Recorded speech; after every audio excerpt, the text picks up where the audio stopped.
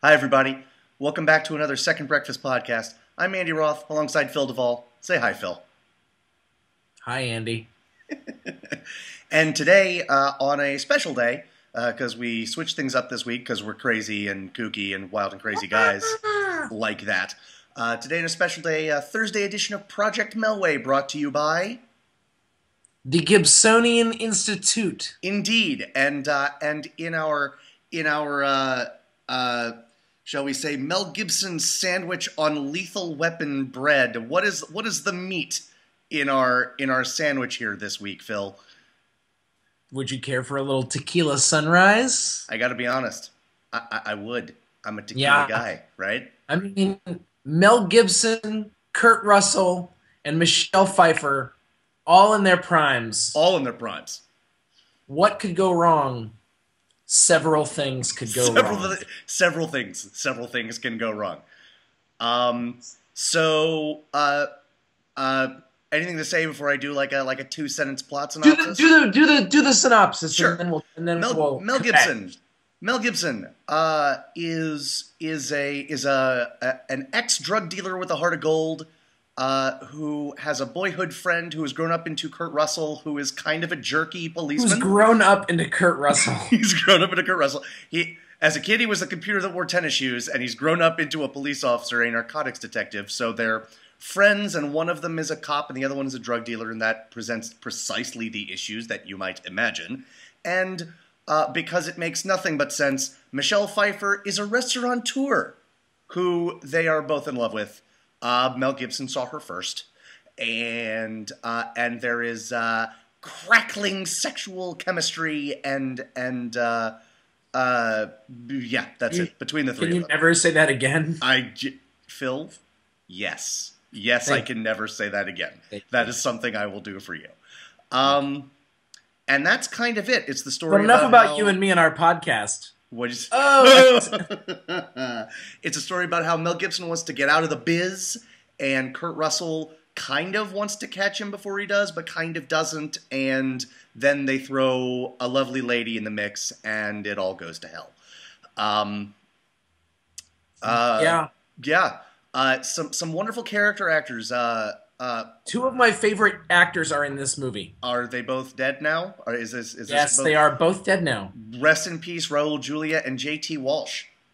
Yes. I love J.T. Walsh, but I'll tell you, I love Raul Julia lately, and his performance in this movie is spectacular. His performance in this movie is it's something really special. Sure. It actually, the movie, which I thought was going to be really, really exciting based on the fact that this is Mel Gibson, Kurt Russell, and Michelle Pfeiffer. Indeed. All three of them have really, actually, of the three of them, I think the most interesting performance is probably Michelle Pfeiffer. I would agree with that. But all of them are very muted in a lot of ways. Mm-hmm. And this story, which is about a cop and a drug dealer and a woman, Michelle Pfeiffer,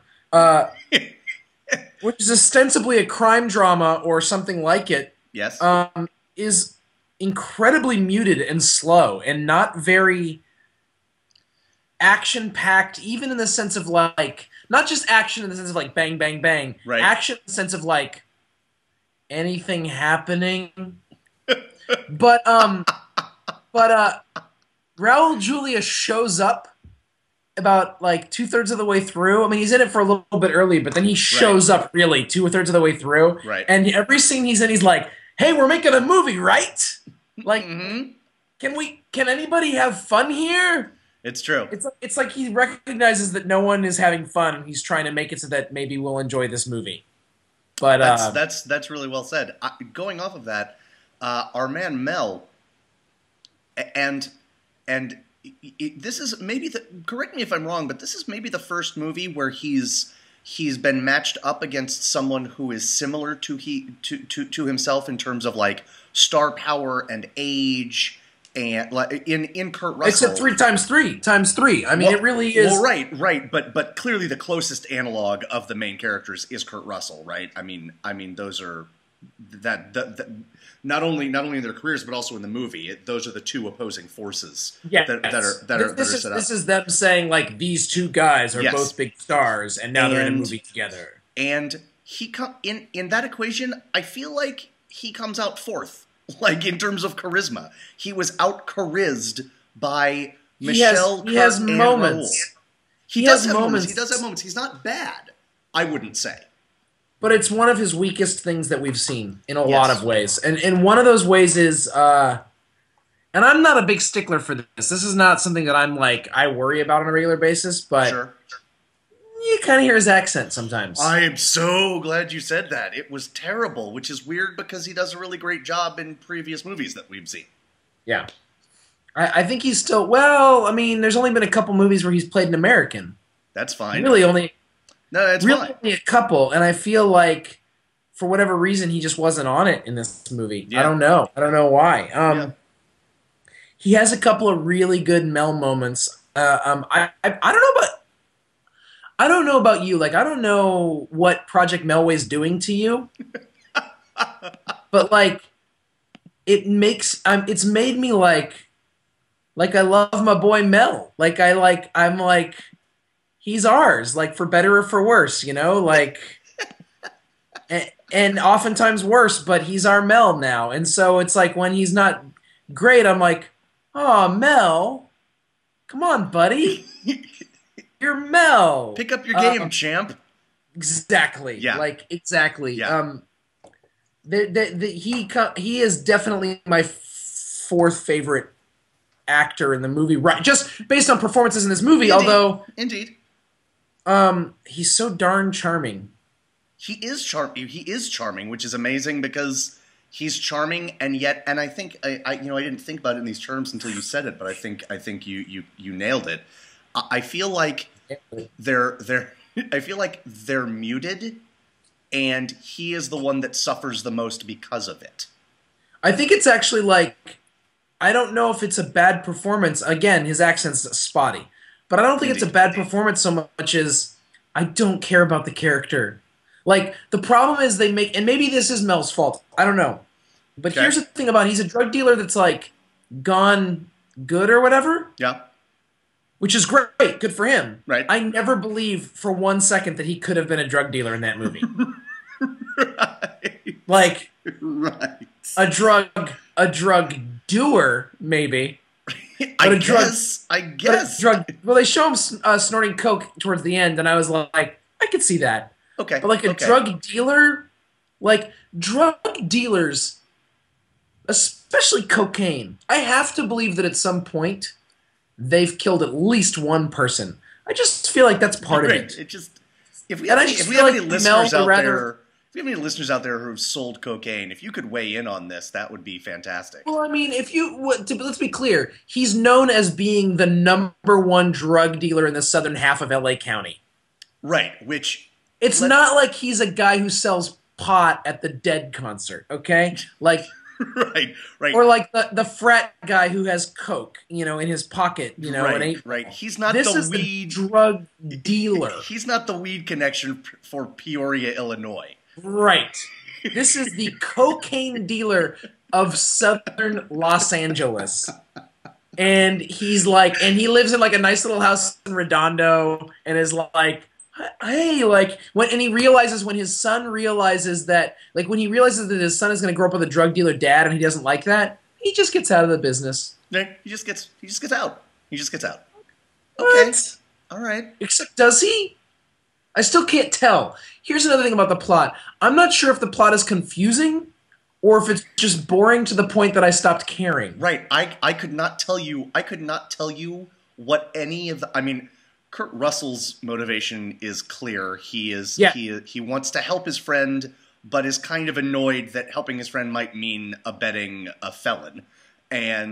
Huge question for you. Yes.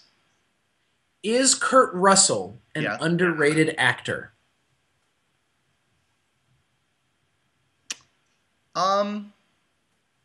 In the moment, I'm going to say no. I'm going to say he's rated. I'm going to say he's... In the moment, meaning what? Meaning, if I were to think about it and look at his filmography, I might change my mind, but I think, I think people appreciate his acting, and I don't think they do. I don't think anyone's like, other than like film geek types who like love the movies he's in, like The Thing and Big Trouble in Little China. I don't know that people are like, you know, Kurt Russell can carry a flick. I mean, I doubt Kurt Russell's ever been nominated for anything. That's true, but he's also sort of the epitome of what we've been talking about in terms of character versus chameleon versus personality. He's totally a personality actor. Like, he doesn't think. Yes. I will tell you that there are a few things as joyful for a film goer as when Kurt Russell yells. Kurt Russell yelling is one of my favorite things to happen. And it doesn't happen. It happens in this movie like once or twice, right? And it's awesome, but then not nearly enough. Here's what I'm going to tell you, and here's why I'm so excited for you. Because you have not seen, I'm right about this, you have not seen Escape from New York? Not yet. Okay, well, I will agree with you, but I will add this.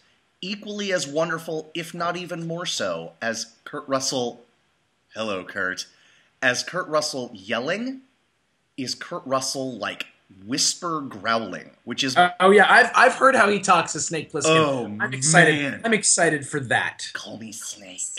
I'm ready for that.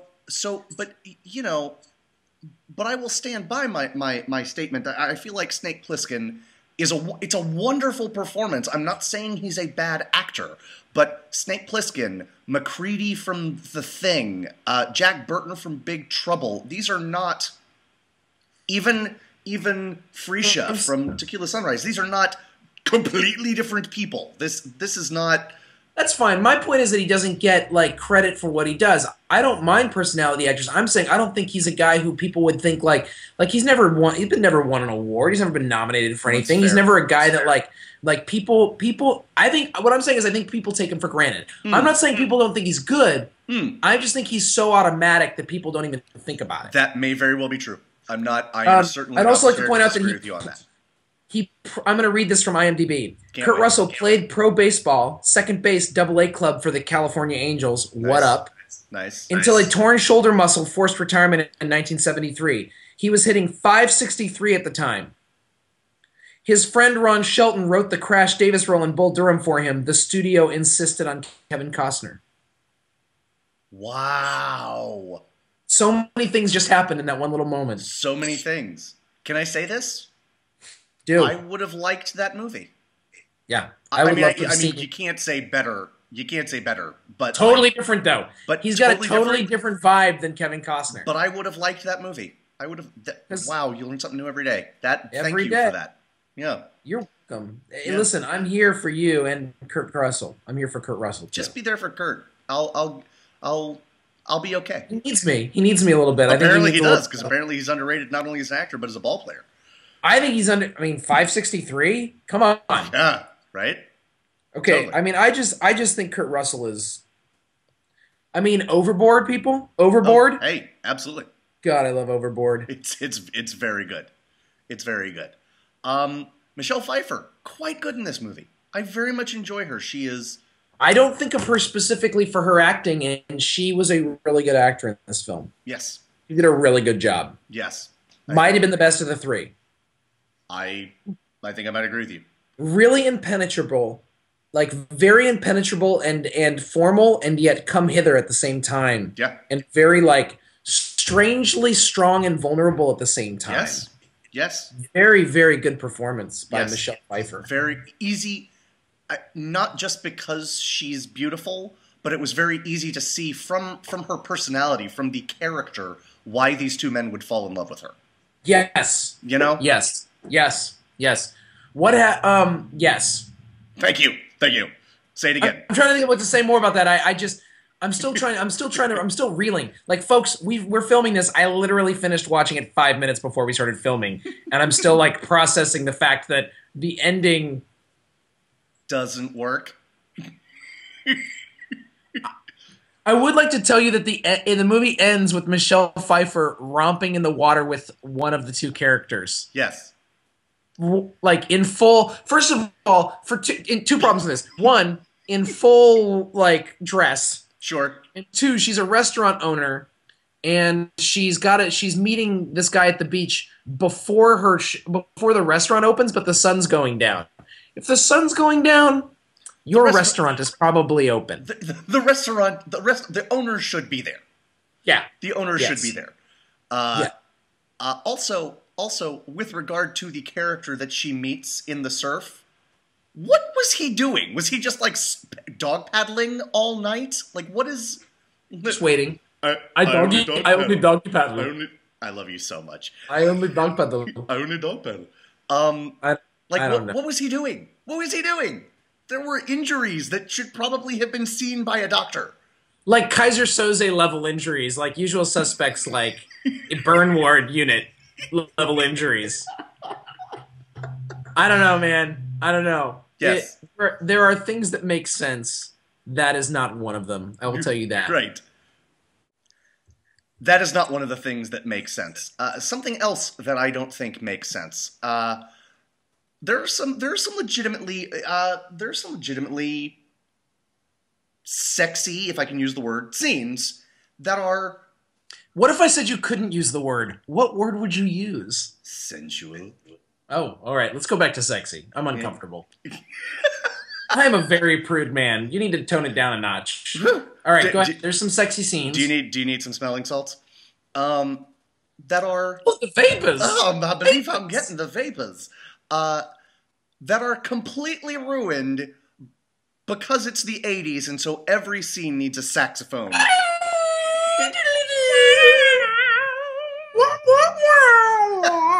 And then a lot of them start off with like a big bass.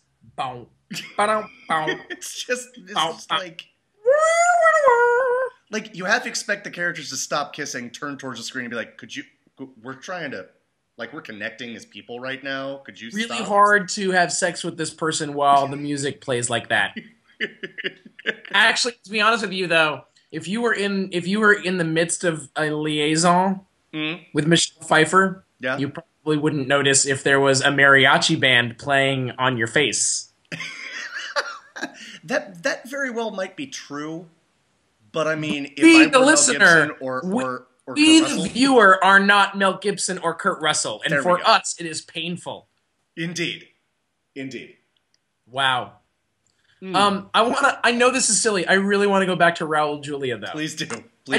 I want you guys to understand that Raul Julia's performance in this movie is so freaking hilarious, but not hilarious. Like, here's the thing. He manages to not actually, like, it's not a silly performance. It doesn't feel like it's from a different movie, but it does somehow feel like he's coming from a different planet.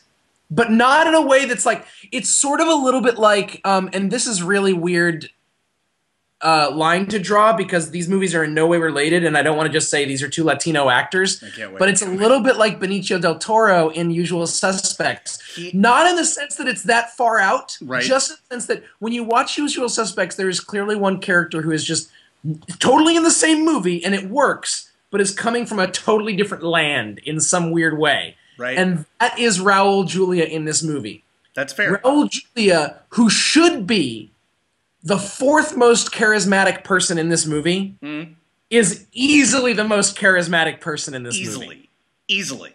And it's like I'm starting to learn all about why the world loved Raul Julia before he died, because I had not seen him in a lot of stuff other than the Addams Family growing up. Okay. Because he didn't really make children's fare. Not a fan of his turn in Street Fighter. You mean his last film that he ever made? It's so sad. It's just, dude. Game over, dude. Orson Welles' last. Thankfully, it was a cartoon. I know. Transformers the movie. Yeah. As an evil robot planet. I mean, you know. I know. Dude was Charles Foster Kane and Harry Lime, man. Evil robot planet. Fair enough. Go ahead. Sorry. This is the first time in a movie where Mel Gibson has been paired with someone who was already as hot as him. Okay. Remember, like in the past, we've talked about like females not being as hot as him, and he made them hotter? Yes. Michelle Pfeiffer, legitimately smoking. Yep. Just legit. And it was right in that era, like late 80s, early 90s, Michelle Pfeiffer right in her window. What happened to Michelle Pfeiffer, by the way? I don't know. I love her to death. Actually, as an actress, too. I mean, really? I mean, sure. Say more about that? I really don't think I need to. I mean, I never thought she was Meryl Streep, but I also don't think she's terrible. But I mean, what movies? Okay, so give me examples, I guess is what I mean by that. Um, I'll give you one. Batman Returns. Sure. So good. Batman Returns. It's terrible, and it's so exploitative and ridiculous. Please say it. Dangerous Minds.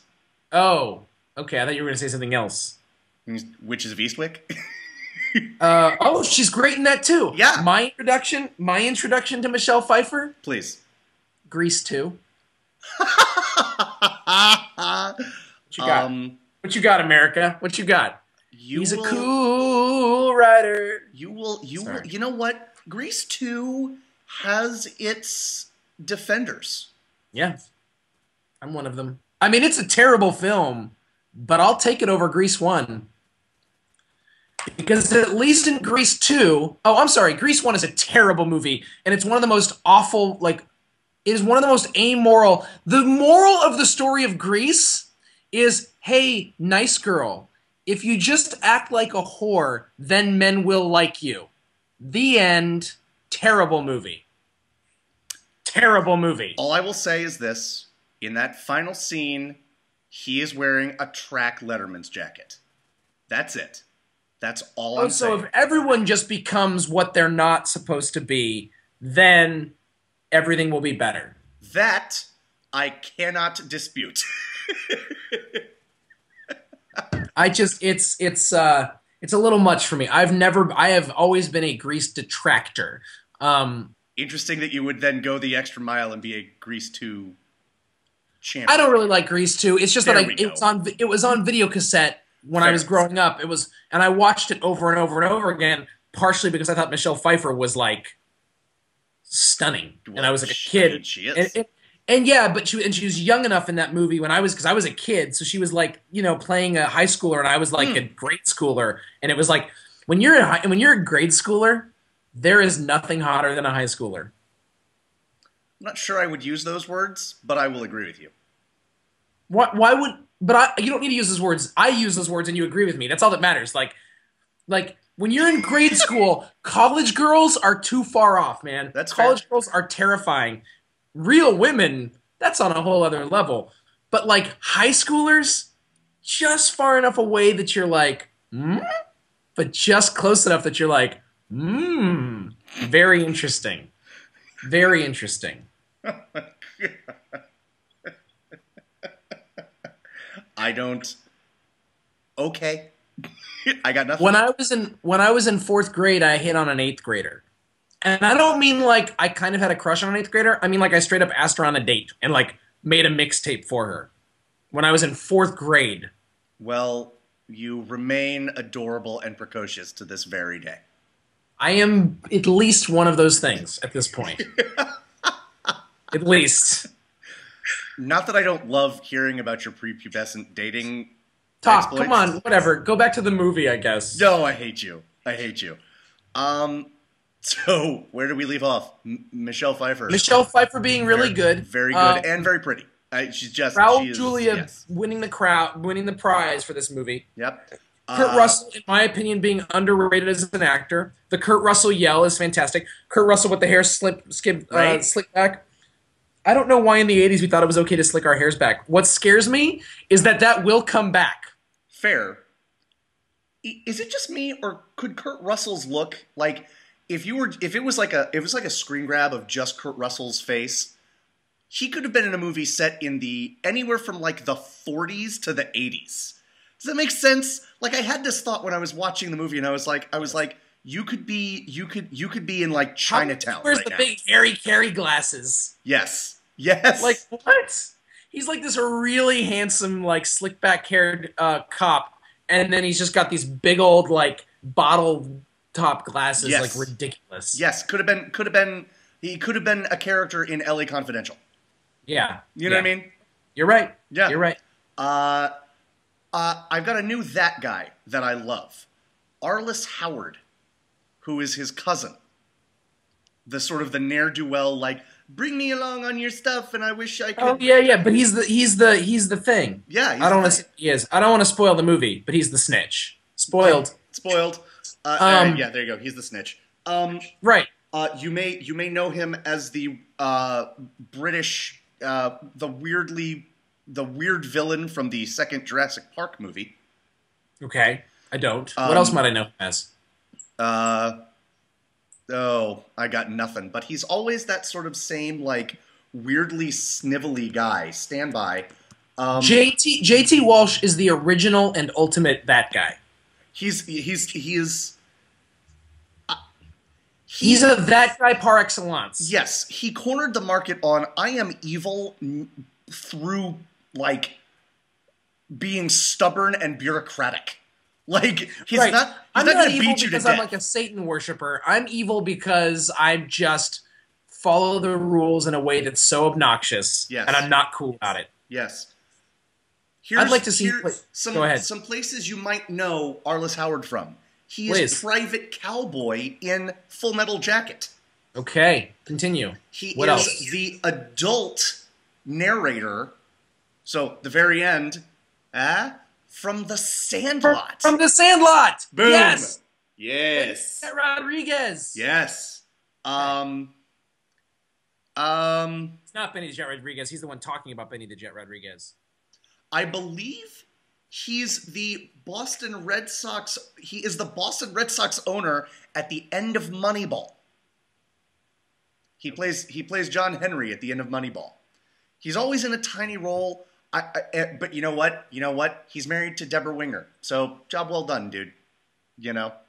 What if after all this time we found out that Deborah Winger preferred that we pronounce her name Deborah Winger? Like, what if she was just like, no, it's Winger? That's all. I was just thinking about that. Do you really not want to talk about Tequila Sunrise? Is that what's going on here? Like, first of all, it's got a name that has nothing to do with the movie. Not true. It's his drink. You're right. He drinks it like once. The rest of the time he just drinks tequila.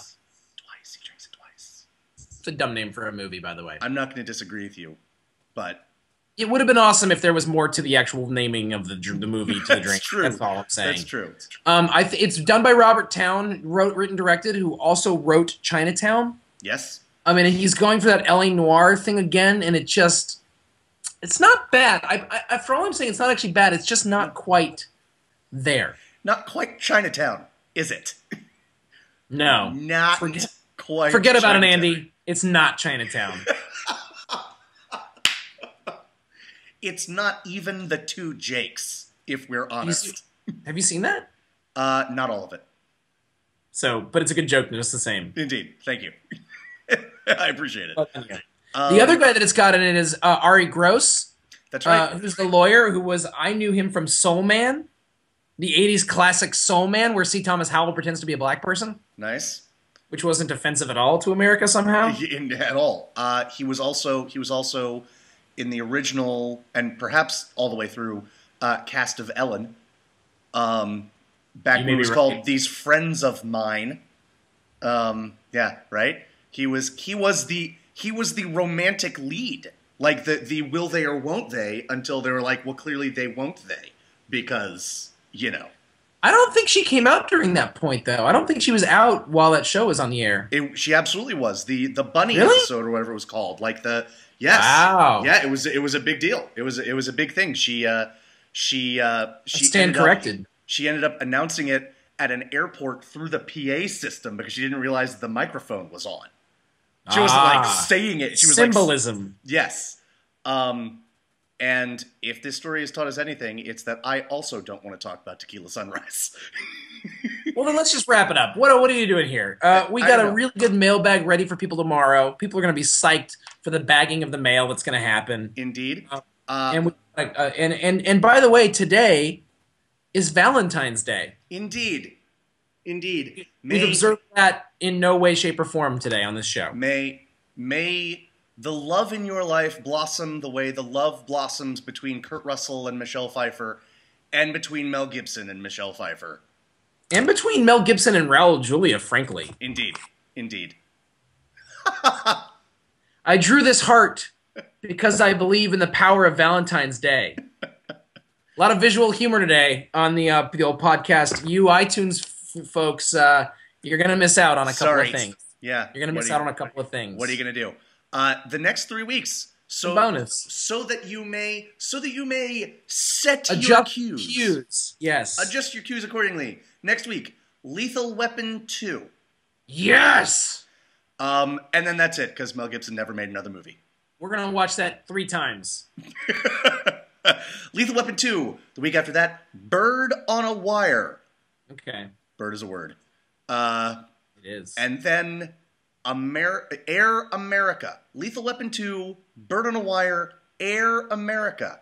It's going to get a little fallow there for a little bit. It's true. Air America, a movie I have never seen. Okay, I've seen it when I was in junior high. I don't remember much about it other than I saw it in junior high. I'm looking forward to a young Robert Downey Jr. You should, because Robert Downey Jr., as we talked about on our podcast yesterday, which everyone should listen to, is one of my favorite actors and was back when he was young, Robert Downey Jr. Sure. I think he's great. Sure. Gibson made 3 movies in the same year, all of them unremarkable. Bird on a Wire, Air America, and what's the third one? Hamlet? Then maybe that's it. Unremarkable. You can say it like that, but it's still unremarkable. That's fair. That's you're like, it's like you got mad at me for suggesting that his version of Hamlet was unremarkable. I am going to defend a version of Hamlet I have never seen.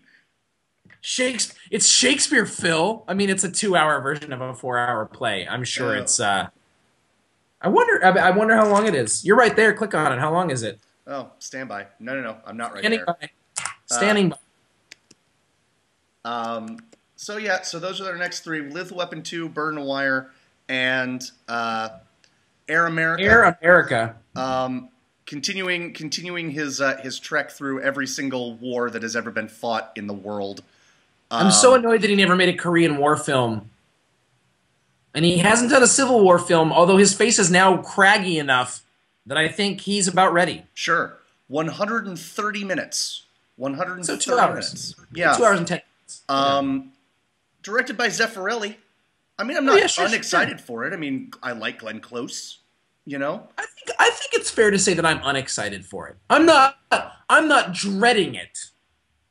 Let me put it this way. The thing about Hamlet is I know where it's going, so like I'm not going to be surprised in a bad way. For example, a climax that has no tension and makes no sense, like I was this week. Like Tequila Sunrise. Indeed. It's not going to end with Hamlet and Ophelia like frolicking in the waves. Honestly, I would be surprised. I would be pleasantly surprised by that because what?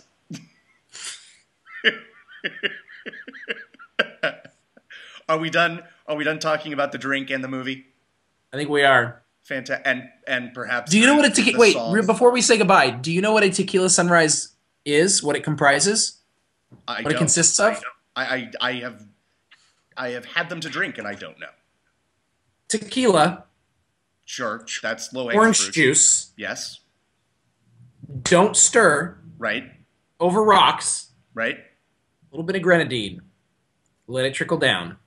Tequila Sunrise. I prefer my tequila straight, frankly. You're a tequila guy. Have been since college. It's true. It's true. And if I'm not drinking it straight, I'm going for a margarita. Tequila Sunrise will probably never be ordered again by me. To use the passive voice to discuss how little I care. I appreciated your grammatical variation there. To show through metaphor and syntax how little I care about this drink. Fair enough. Right? Respectable. Completely respectable. Thank you. But thank you for that, because I didn't know that, and now I see and realize why I just couldn't care less about that drink. That's about right. Boring. Kind of, frankly, like the movie. Ladies and gentlemen, this has been another Second Breakfast Podcast installment of Project Melway. Next week, again, we're doing Lethal Weapon 2.